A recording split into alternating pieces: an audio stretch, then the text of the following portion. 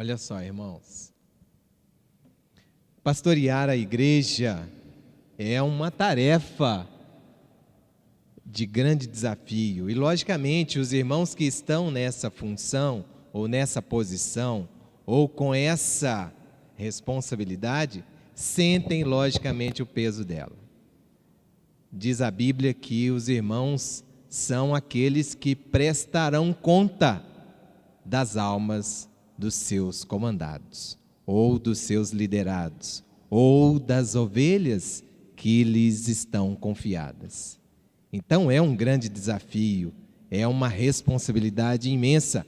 E eu acho que se você está aqui, você está querendo pegar essa responsabilidade também, ou pelo menos compartilhar com alguém essa responsabilidade. E a Bíblia diz que você tem um bom desejo no seu coração ao desejar isso. Então que Deus te abençoe por estar aqui, que Deus continue colocando no seu coração o desejo de servir ao povo de Deus, porque isso realmente, como já foi dito, vai te ser recompensado. A gente não tem uma receita, claro que a gente não tem uma receita para fazer um pastoreio eficaz, né? Como é que a gente faz um pastoreio? Eu tenho certeza, irmão, se você tivesse essa resposta, as igrejas do mundo inteiro te pagariam qualquer quantia para você dar para eles essa receita. Qualquer igreja te daria. Você seria muito rico se tivesse essa resposta. Como fazer um pastoreio eficaz? Nós não temos. Eu não tenho essa resposta, né? E eu estou aqui para falar sobre isso, mas eu já te adianto, eu não tenho essa resposta. Eu não sei. Agora, nós podemos pensar em métodos ideais para serem aplicados na igreja que levam a resultados satisfatórios? A gente pode pensar em métodos, podemos pensar em estratégias, podemos pensar em metodologias que nos ajudam a alcançar os objetivos que a igreja traça enquanto comunidade, enquanto a corpo de Cristo. A gente pode pensar nisso? Claro que podemos, claro que podemos. E veja, irmãos, que embora a gente não tenha essa receita pronta, nós podemos elaborar, nós podemos trabalhar, nós podemos conversar, estudar, buscar essas informações para que a nossa comunidade seja uma comunidade que possa alcançar resultados satisfatórios. Agora, irmãos, eu vou te dizer uma coisa. Para a gente pensar em metodologias, para a gente pensar em alguma coisa que nos leva a resultado satisfatório, nós precisamos voltar à Bíblia. E nós vamos voltar à Bíblia no início, Gênesis capítulo 1. Vejam aí comigo, por favor.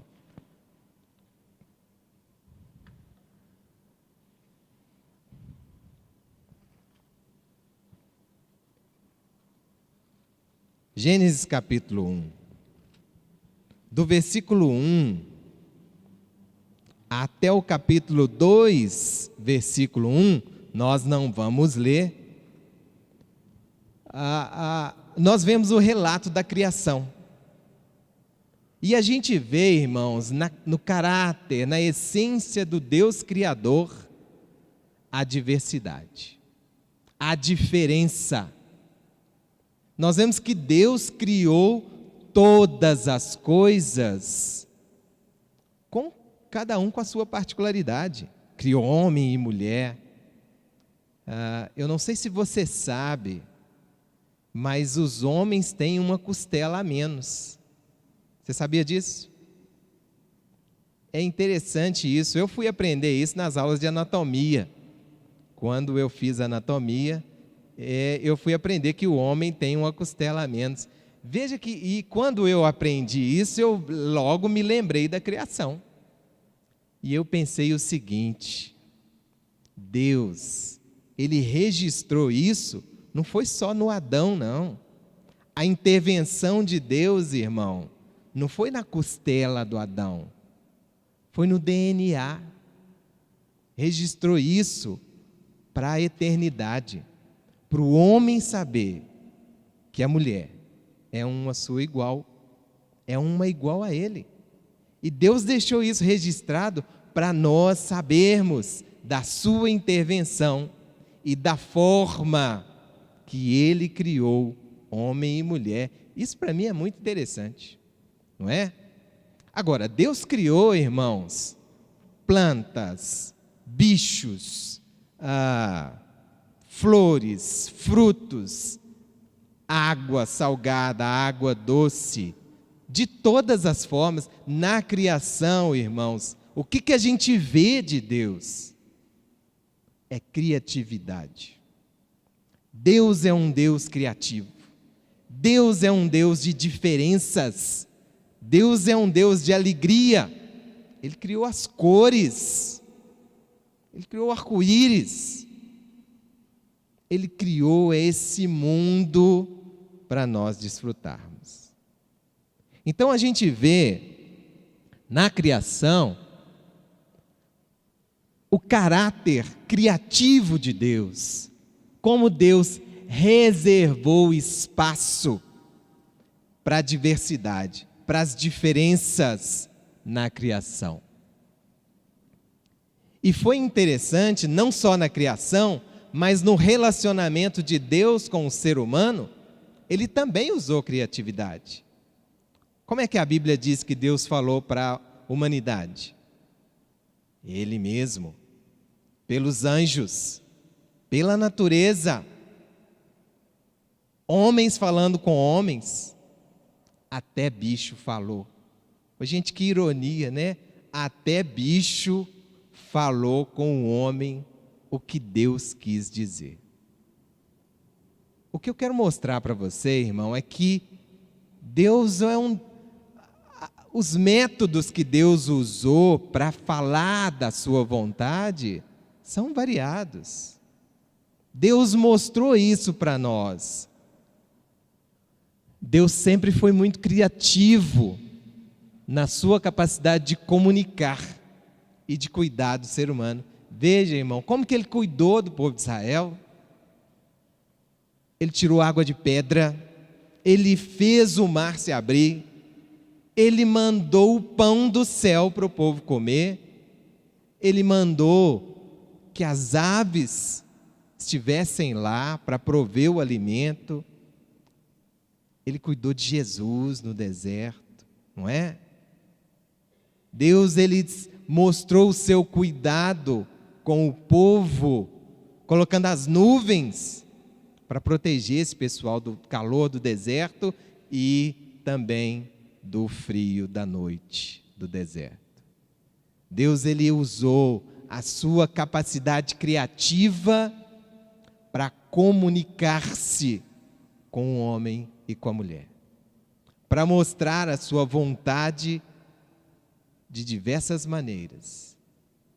Então, o que eu quero dizer para você é que o Novo Testamento, abra aí sua Bíblia, por favor, no livro de Efésios, na carta de Paulo aos Efésios. Não é diferente hoje, irmão, não é diferente. E nós temos o privilégio de participar desse processo junto com Deus. Veja o que o Paulo diz.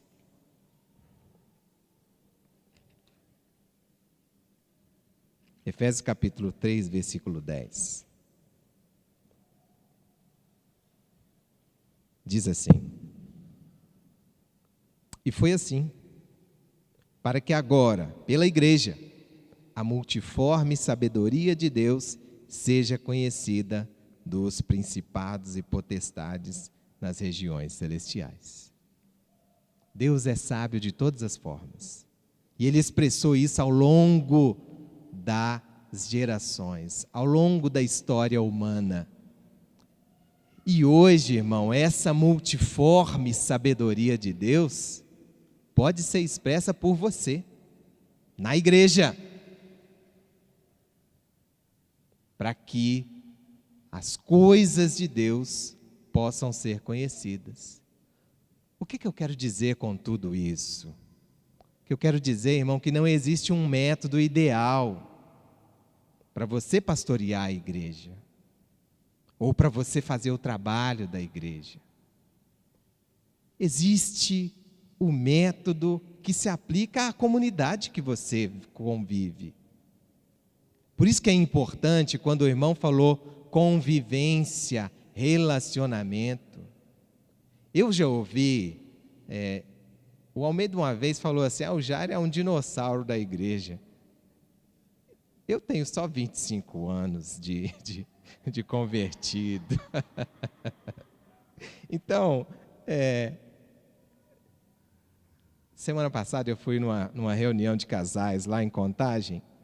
Aí tinha um pessoal que eu não via há muito tempo, e é uma alegria. Chegou um aí agora, que estava lá na reunião de casais de Contagem e do Nacional.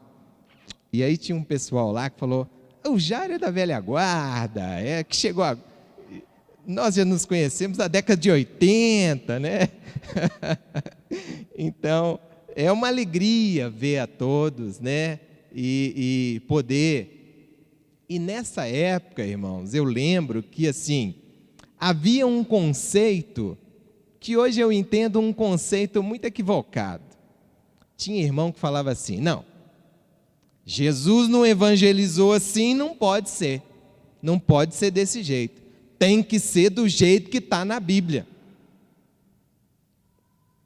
Ô irmão, nós podemos usar a inteligência que Deus nos deu, os mecanismos que Deus nos deu, as ferramentas que estão disponíveis para comunicar aquilo que Deus quer para a vida de cada um. Não é assim? Deus fez isso, irmão. Olha para a história. Olha para a história. Olha para a Bíblia. Deus mostrou a sua diversidade na sabedoria. Ele estabeleceu limites. Ele tem isso controlado na sua mão. E hoje, meu irmão, você pode contribuir no trabalho com o que você tem. Interessante ver isso na Bíblia. Deus, quando chamou Moisés para construir o tabernáculo, ele falou, olha, pega os caras que têm habilidade aí, chama o carpinteiro, chama o costureiro, chama o alfaiate, chama o ciclano, chama o fulano. Deus deu espaço para você servir com aquilo que você tem, com a habilidade que você tem. Então, qual que é o melhor método para servir na igreja? É um método, irmão, que vai se aplicar à sua comunidade. Mas você pode, nós podemos, utilizar a internet, utilizar as redes sociais. Ô irmão, eu não sei se você sabe, mas o pastor, eu sou um pouco avesso às redes sociais. Estou repensando, eu não gosto de rede social, não tenho paciência para ficar lá, digitando, conversando. Eu não gosto muito de bate-papo na internet, não. Eu gosto de objetividade. Então, assim, você me manda um e-mail, eu te respondo, e aí beleza. Só que eu estou repensando. Eu preciso repensar. Sabe por quê? Porque a igreja está na internet. Os irmãos estão nas redes sociais. E o pastor pode pastorear também utilizando as redes sociais. Eu não sei se você sabe, mas a gente vai ter que repensar. E por isso que eu estou te dizendo que não existe um método especial, ideal. Olha, usa isso que dá certo. Usa o que a comunidade te responde. Esse seria o método ideal para a igreja do Senhor crescer. O que a comunidade de Jabuticatubas espera do pastor da igreja? O que a comunidade do Alípio de Melo espera dos irmãos? O que o pessoal de São Paulo, aqui do centro, de Contagem, espera? Você precisa encontrar essa forma de lidar. E se a sua comunidade é uma comunidade linkada, é seu papel estar linkado também.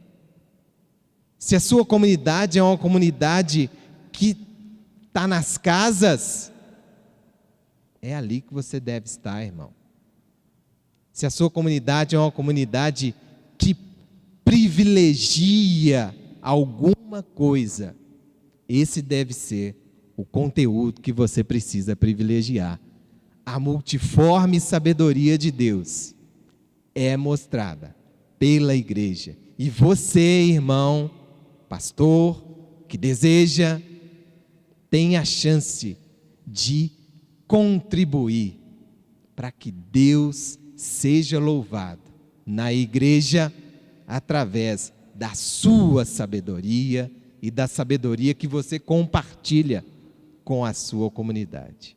Então é seu papel contribuir.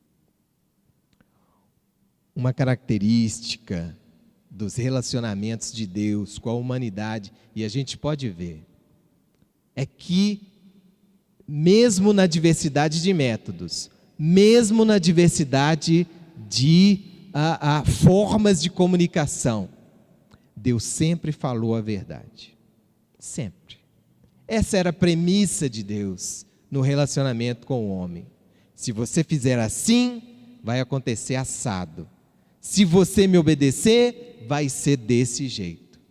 Se você se comportar dessa ou daquela forma, Deus sempre, irmão, falou a verdade para o seu povo. Esse é o método de pastorear. Se existe então um método ideal, uma forma, uma premissa, um princípio, é esse. Ô irmão, se você quer ser pastor, se você quer servir na igreja como diácono, como servo, qualquer que seja a função que você quer desempenhar, o princípio de Deus é a verdade. Então você precisa estar na verdade. Você precisa ser vinculado a ela. Você precisa falar a verdade. O evangelho, o que você ensina, precisa ser embasado na verdade. O irmão, não minta, não esconda as coisas da comunidade. Seja honesto. Deus, Ele sempre mostrou. O bom e o ruim Deus mostrou. O feio e o bonito Deus mostrou. O doce e o amargo Deus mostrou. Então a verdade é princípio primordial para quem quer servir na igreja. Contar a verdade, ser verdadeiro, ser honesto com a comunidade. Isso é questão de respeito. E Deus, irmão, sempre respeitou o ser humano, sempre respeitou a inteligência. Deus nunca nos menosprezou. Deus nunca pensou que nós somos menos do que somos. Deus sempre nos deu o valor que Ele acredita que nós temos. Ele valorizou a nossa inteligência, Ele valorizou a nossa capacidade de compreensão, Ele valorizou a nossa maturidade. Então, irmão, na comunidade, na igreja, é preciso que quem está à frente do trabalho fale a verdade. É assim que tem que ser.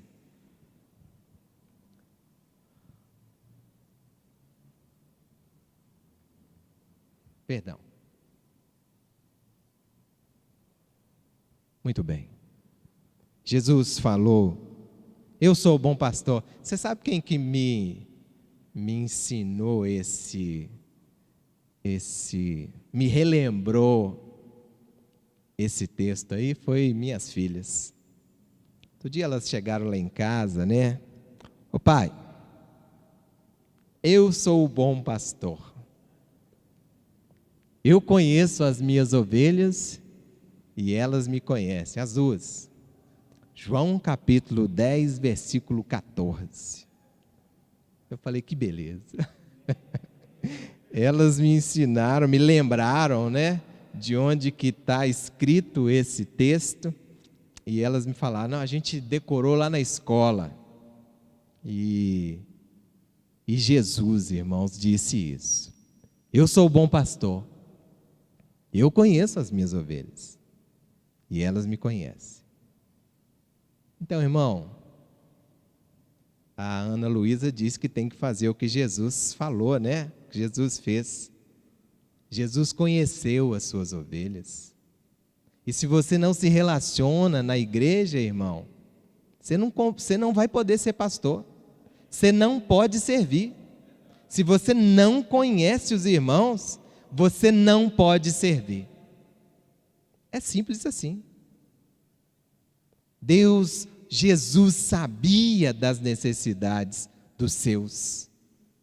Ele visitou a sogra do Pedro. Veja, irmãos, ele vivia na casa dos irmãos. Como ele não tinha casa, né? Então ele aproveitava, vivia na casa dos outros. Para ver, ele comia na casa da Marta e da Maria, a ponto de se tornar um amigo íntimo da família. Ele curou a sogra do Pedro.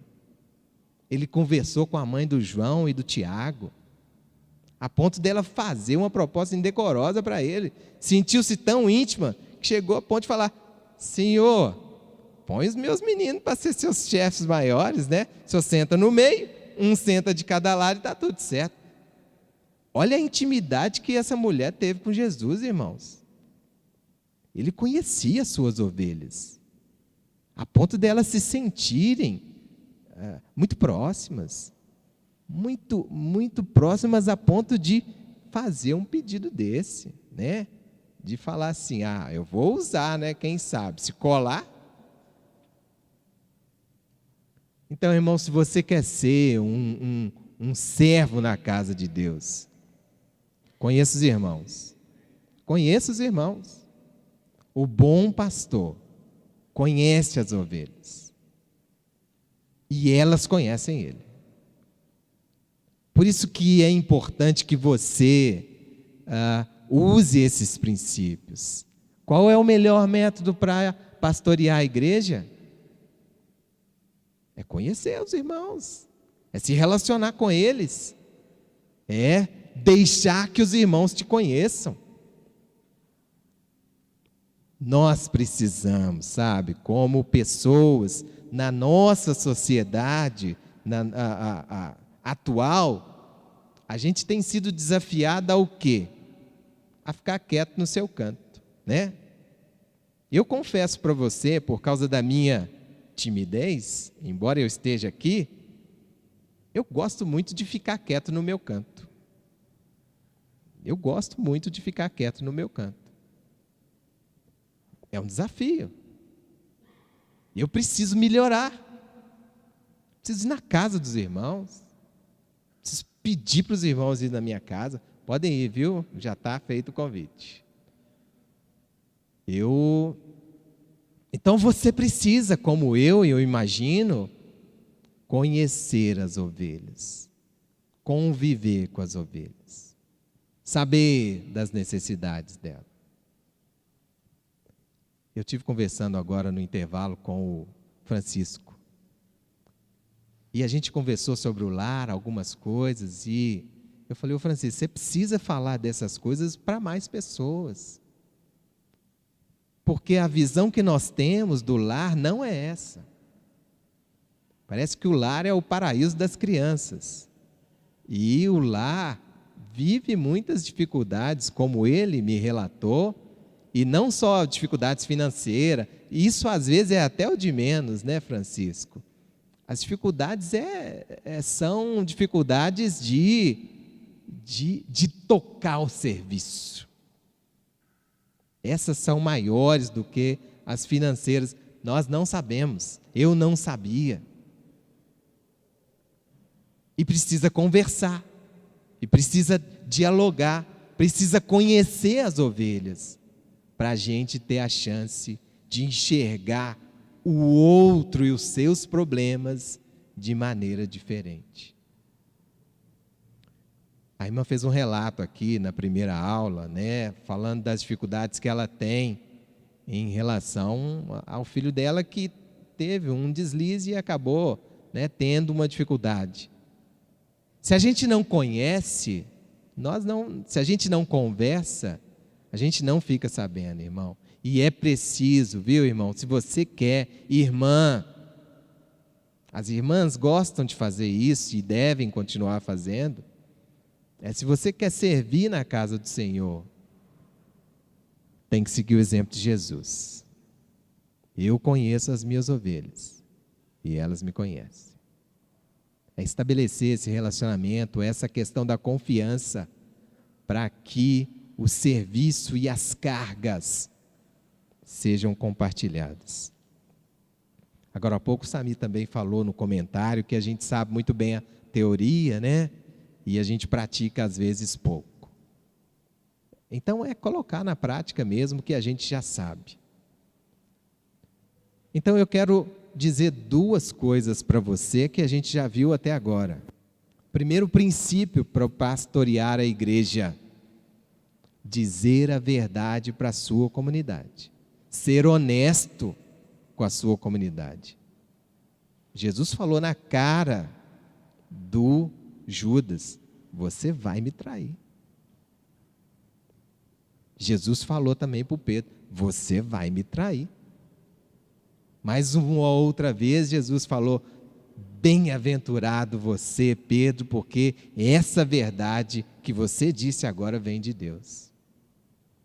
Jesus era honesto com as pessoas e o bom pastor também vai ser honesto com as suas ovelhas. Então, primeira coisa, dizer a verdade. E segundo, estabelecer com a sua comunidade um relacionamento a ponto de te permitir, irmão, de permitir que eu sinta encorajado, às vezes, de fazer até como a mãe do João e do Tiago. Chegar no seu ouvido e falar: Almeida, me dá um lugar lá. De sentir essa intimidade, essa confiança. A ovelha precisa, irmão, a ovelha precisa sentir que você é uma pessoa confiável. Ela não pode se sentir retraída, rechaçada em relação, como se você estivesse num pedestal, num patamar muito acima do dela. Jesus tocava os leprosos. Jesus falava: deixa o povo chegar perto de mim. Às vezes ele queria ficar só, mas ele estava no meio das pessoas. Jesus era o bom pastor e deu muitos bons exemplos para que o pastor na igreja, o servo na igreja, possa seguir. Bom, eu não falei de métodos, porque eu não sei qual é o melhor método para você pastorear a sua igreja, eu não sei. Então, para a gente não falar que eu não falei de métodos, de estratégias, eu vou pegar o exemplo do Neemias, que não foi pastor, que não tinha cargo. Ele era o quê? Era um garçom, um copeiro, né? Lá no exílio, ele era o copeiro do rei. Mas que deu um exemplo fabuloso de liderança, de perseverança e de obstinação. O Baú leu agora, há pouco, na palestra dele, sobre Ageu, contemporâneo do Neemias, na reconstrução do templo. E a gente vai ver um pouquinho, no livro de Neemias, Quais foram as características que o fizeram uma das personagens mais importantes do Velho Testamento? Na minha visão, irmão, o Neemias, ele tem um papel de muito destaque no Velho Testamento. Ele merecia, inclusive, um reconhecimento maior do que ele tem.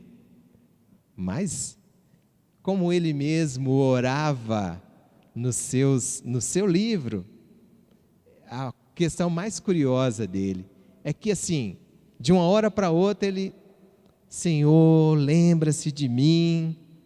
Parece que ele parava em algum momento da rotina dele e falava: Senhor, eu fiz isso. Lembra da boa obra que eu fiz. Ele o tempo todo lembrando, querendo chamar a atenção de Deus para a sua obediência, para que Deus se lembrasse dele na eternidade. Era um homem de oração. Mas vamos ver. Homem simples, temente a Deus, zeloso na sua prática religiosa. Lá em Neemias capítulo 1, abra aí a sua Bíblia. Capítulo 1.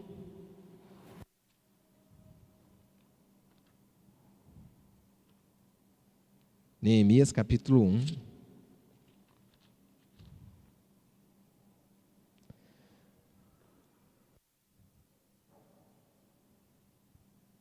Diz aqui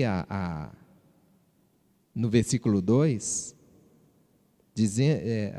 a Bíblia diz assim: veio Anani, um de meus irmãos, Neemias falando, com alguns de Judá, e lhes perguntei pelos judeus que tinham escapado ao exílio e acerca de Jerusalém.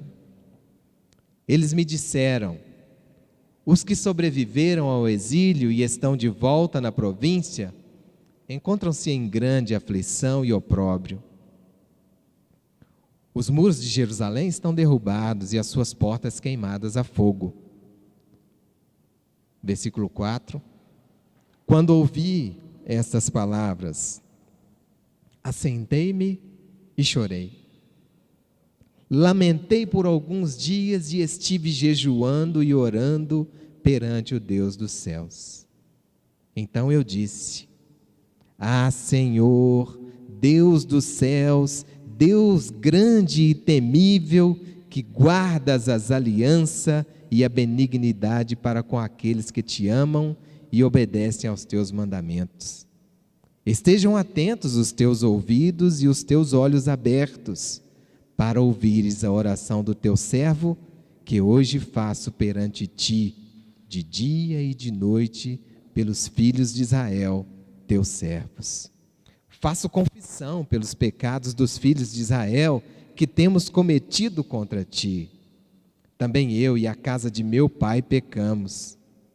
Temos procedido perversamente contra ti e não temos obedecido aos mandamentos, nem aos estatutos, nem aos juízos que ordenaste a teu servo Moisés. E daí ele continua falando na sua oração ao seu Deus. E a tristeza que ele expressa ao ouvir as notícias sobre o templo e o povo, mostrou claramente, irmãos, o amor que ele tinha por essa gente, e o amor que ele tinha, o zelo que ele tinha com as coisas de Deus. Saber que o templo e as suas portas estavam completamente abandonados e queimados, saber que o povo vivia na miséria, tocou profundamente a alma desse homem, simples, copeiro do rei, mas que amava a Deus e as pessoas. Então, mais do que métodos, o homem e a mulher de Deus precisam amar a Deus e as pessoas. Ô, irmão, se essa é a sua, se é esse o sentimento, a mentalidade que move você para o serviço, você está no caminho certo. Porque foi isso que moveu a alma de Jesus para morrer no seu e no meu lugar também. Então você está no caminho certo. E o Neemias deu um exemplo claríssimo de como pastorear o povo de Deus. Tem que amar o Senhor, tem que amar as coisas de Deus, tem que amar, tem que zelar pelas coisas de Deus e tem que amar as pessoas. Aí você vai cumprir o mandamento que Jesus falou: amar a Deus sobre todas as coisas e ao seu próximo como a ti mesmo. Você está vendo que é incorporar o mandamento na sua vida? E veja uma coisa, irmão, que esse amor que o Neemias demonstrou aqui, o que fez?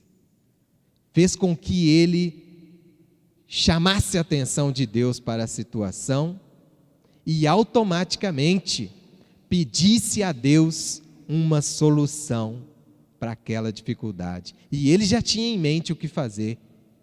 Eu vou fazer alguma coisa. Foi movido para trabalhar, conforme o Baltazar disse agora há pouco. O João, na sua primeira carta, no capítulo 3, versículo 18, diz assim: não amemos apenas de palavra, mas de fato e de verdade.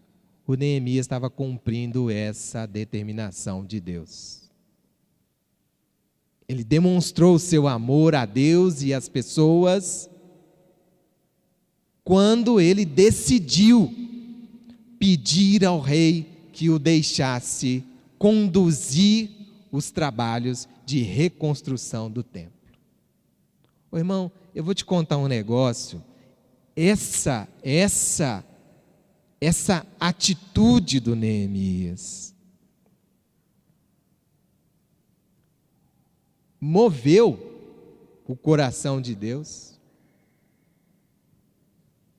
Esse pedido do Neemias ao próprio Deus tocou a alma do Senhor. E Deus deu a ele as condições, criou as condições, atendeu ao pedido dele. Ele falou: olha, que o seu servo ache favor diante desse rei e que ele permita que eu vá. E o rei não só permitiu, mas como deu a ele condições para chegar lá em segurança, alimentado, né? Então Deus fez muito mais do que ele pediu e do que ele pensou. Precisou só ele se dispor ao trabalho. E é isso que eu quero dizer para você, irmão. Se você deseja servir no Senhor, é só você se dispor. Deus vai te dar a condição para isso. Mais do que nós pedimos e pensamos. A gente vai fazer. Eu tenho essa fé, irmão. Eu não sei se você vai concordar comigo, mas eu acredito que Deus nos ouve. E a nossa oração honesta, cheia de amor por Ele e pela igreja, toca a alma de Deus, sem dúvida nenhuma. Neemias reconheceu as suas dificuldades, os seus pecados e do povo, mas não culpou a ninguém, nem ao próprio Deus, como às vezes a gente tem essa tendência, né? O que ele fez? A dificuldade que a gente passa agora é culpa nossa mesmo, Senhor. Mas que o Senhor tenha misericórdia de nós e nos salve. Nós assumimos, eu e a casa do meu pai pecamos também. Ele fala, não era culpa de Deus, não era culpa das pessoas, não era culpa nem do rei a quem ele servia. Era consequência da escolha ou das escolhas que o povo fez. E ele reconheceu isso, e eu quero chamar a sua atenção para isso. Ô irmão, você precisa, assim como eu, reconhecer, muitas vezes, os erros que nós cometemos. Nós precisamos, como guias mesmo da igreja, como pessoas que conduzem o trabalho, nós não somos perfeitos. Nós erramos. Ô irmão, e se você não é capaz de reconhecer isso, você está fadado ao fracasso. Neemias teve uma postura muito especial. E o que eu disse agora há pouco, né? O seu amor o levou à ação. Ele estabeleceu um objetivo claro, levou esse objetivo a Deus, e Deus criou as condições para que esse objetivo fosse alcançado.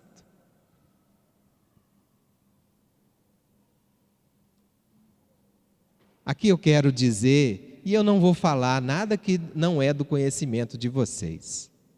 As lideranças na casa do Senhor são levantadas pelo próprio Deus.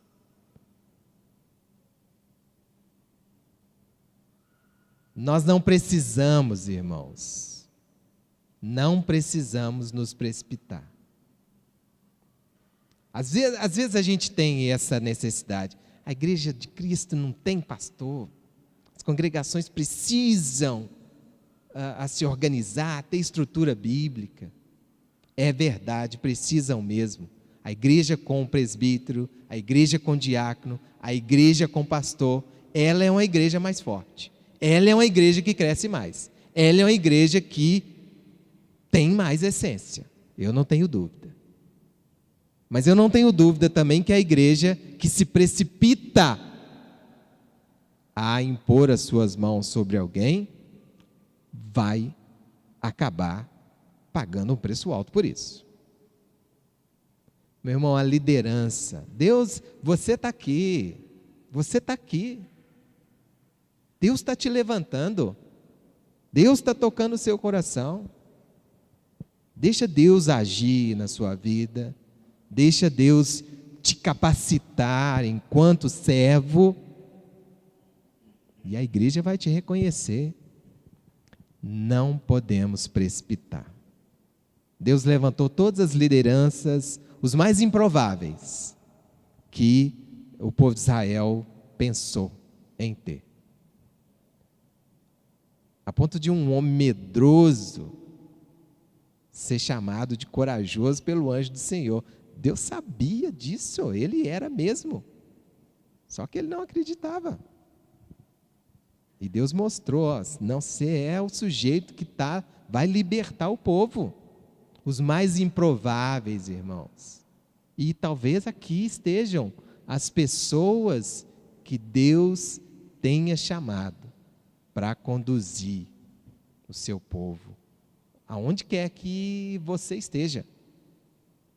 Então não se precipite. Deus vai levantar. Deus levantou Davi, Deus levantou Moisés, Deus levantou Isaías. Os apóstolos foram escolhidos por Jesus, irmão.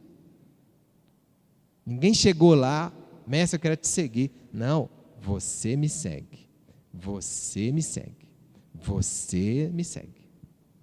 Jesus escolheu, não foi qualquer um não, Jesus escolheu.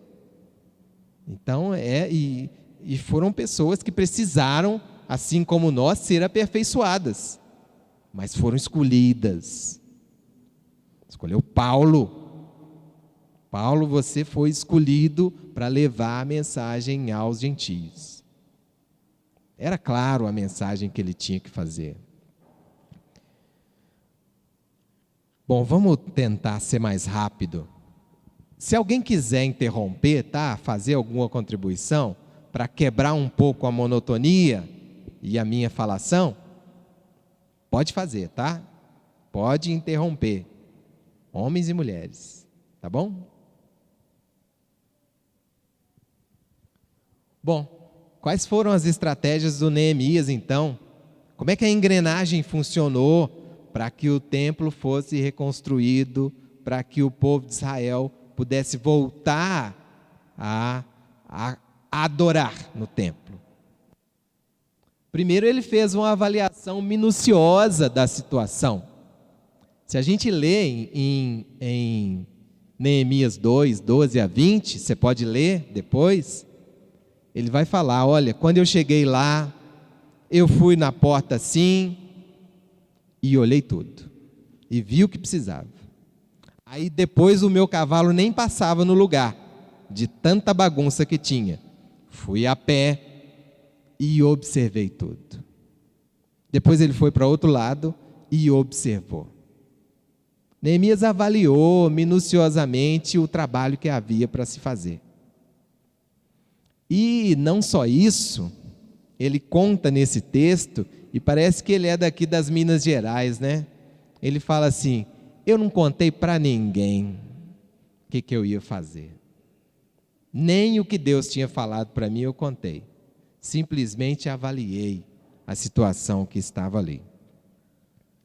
Depois de avaliar, aí sim, ele viu que era capaz, ele viu que era um serviço possível de ser realizado.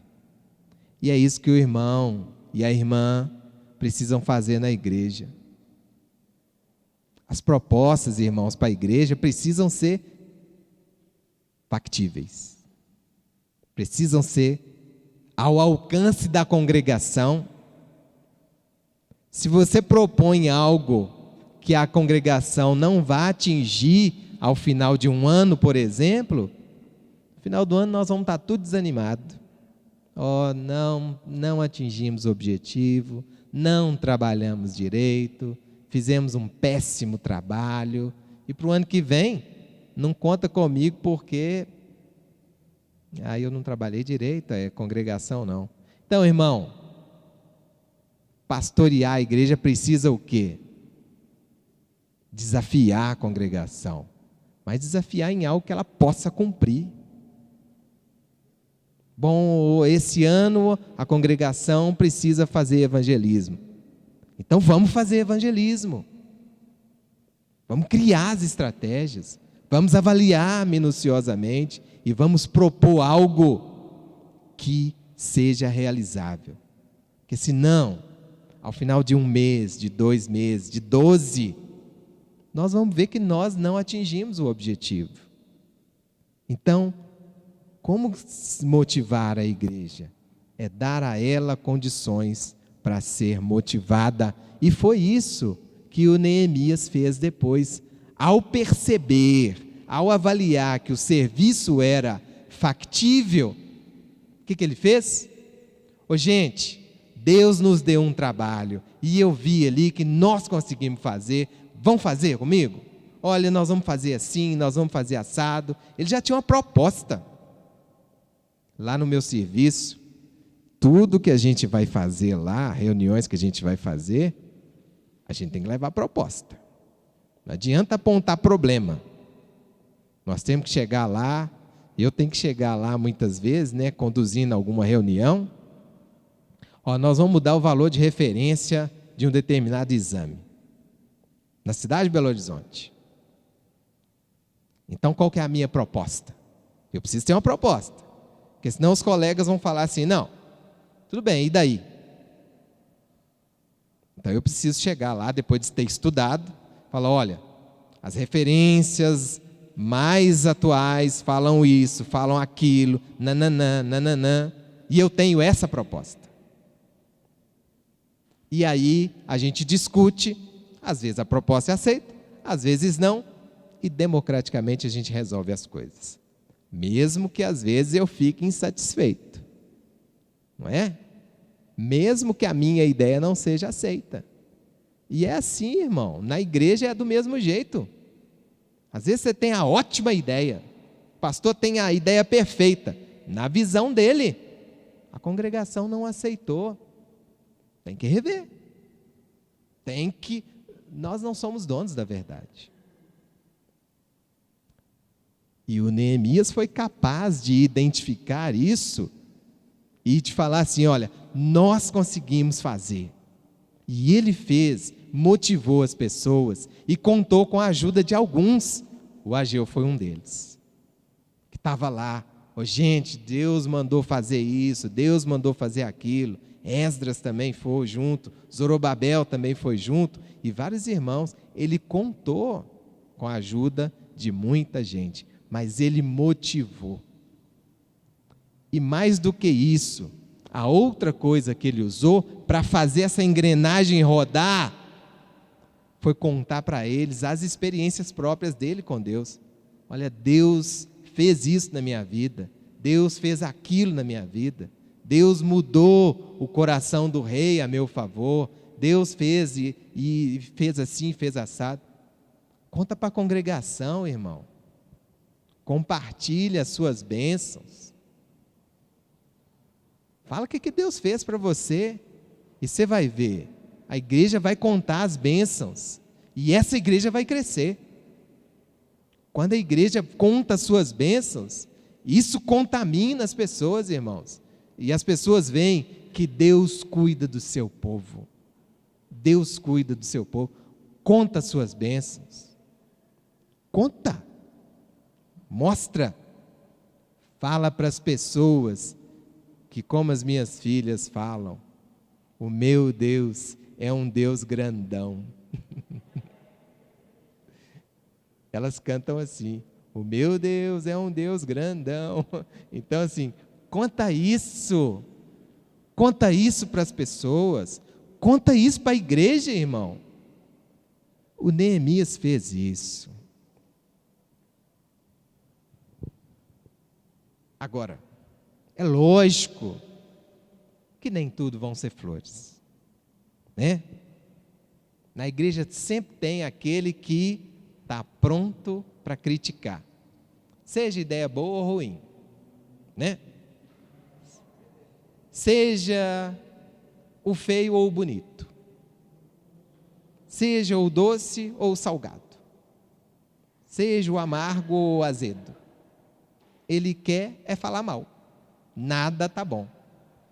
Neemias teve isso também. Desde o início ele conheceu os seus opositores. E infelizmente na igreja nós temos também, né? Agora é preciso que você conheça os seus opositores. Não para entrar em brigas, como o próprio Paulo ensina para o Timóteo, né? Não entre em falação vã, em conversas que não vão levar a lugar nenhum, pelo contrário, só levam à discórdia e a sofrimento. Os apóstolos também sabiam dos seus opositores. Quem eram, irmãos, os opositores de Jesus? Quem eram? Eram os religiosos, eram os caras que achavam que sabiam e conheciam a vontade de Deus. E Jesus falou: Deus quer obediência, Deus quer um coração puro, Deus quer alguém que cuida das outras pessoas, não quer sacrifício apenas, né? Nossa luta, embora a gente tenha que às vezes lutar, né? Embora a gente tenha desavenças e dificuldades e conflitos, mesmo na igreja, e isso, irmão, nós precisamos entender como algo normal. Nós não somos inimigos uns dos outros.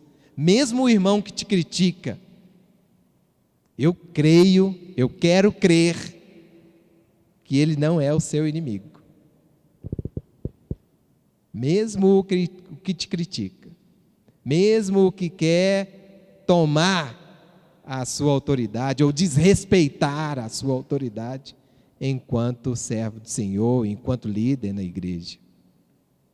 A nossa luta, ela vai se dar nas regiões espirituais e é ali que a gente batalha. Agora, ninguém desistiu. Os apóstolos não desistiram.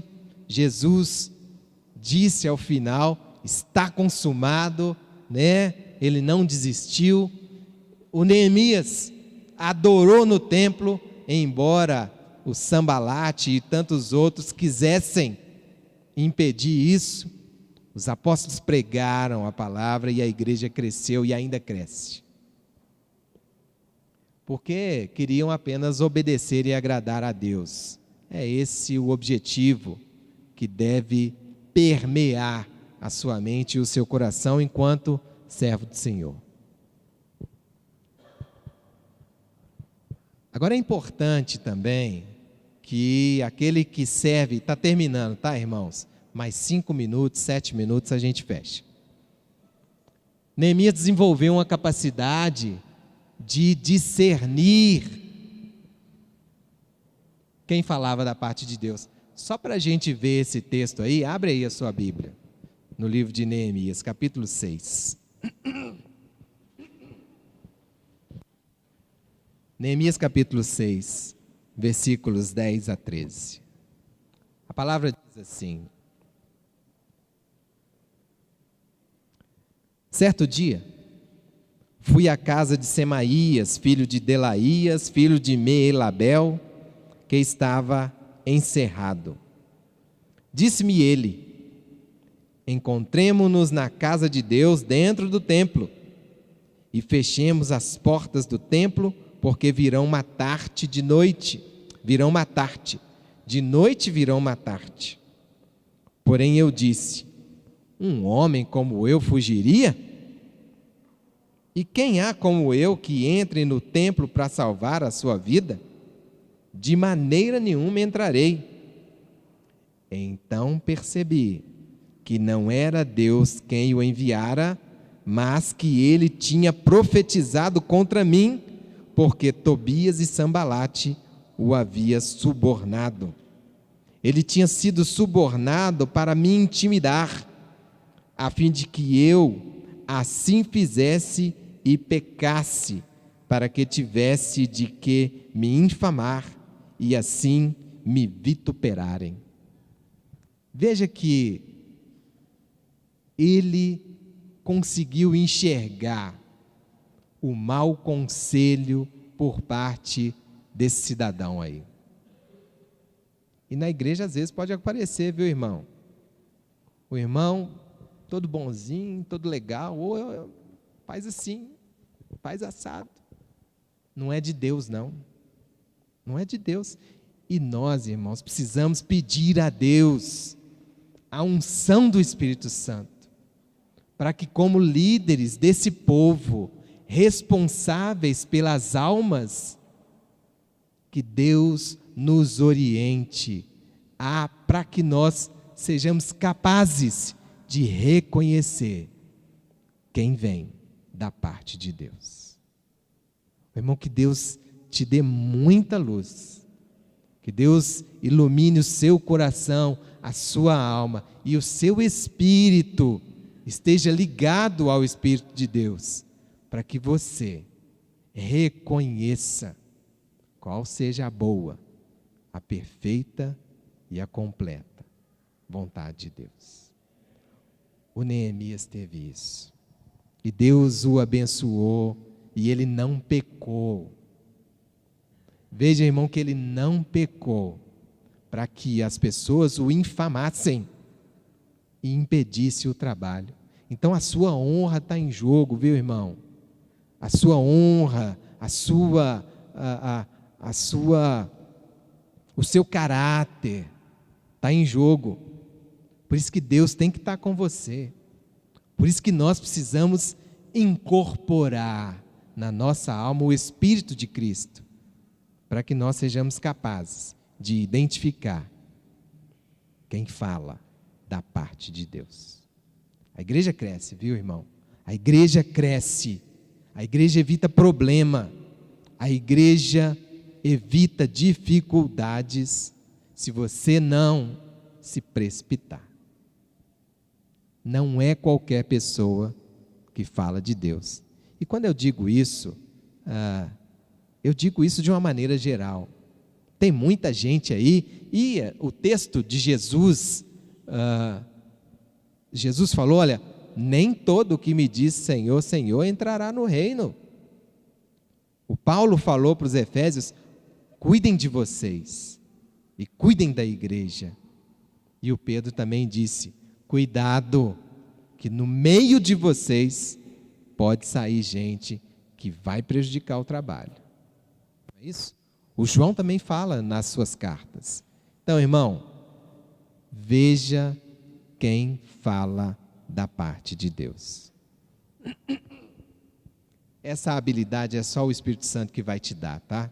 Eu não posso te ajudar nesse sentido. A gente pode conversar, até trocar experiências, né? Mas é o Espírito Santo que vai te capacitar para isso. O Neemias enfrentou com muita coragem os problemas que ele encontrou e ainda achou espaço para mostrar generosidade. Lá no capítulo 5, se você ver, né, se você ler depois, e eu te convido, viu, irmão, a ler o livro de Neemias. Não deixe de ler.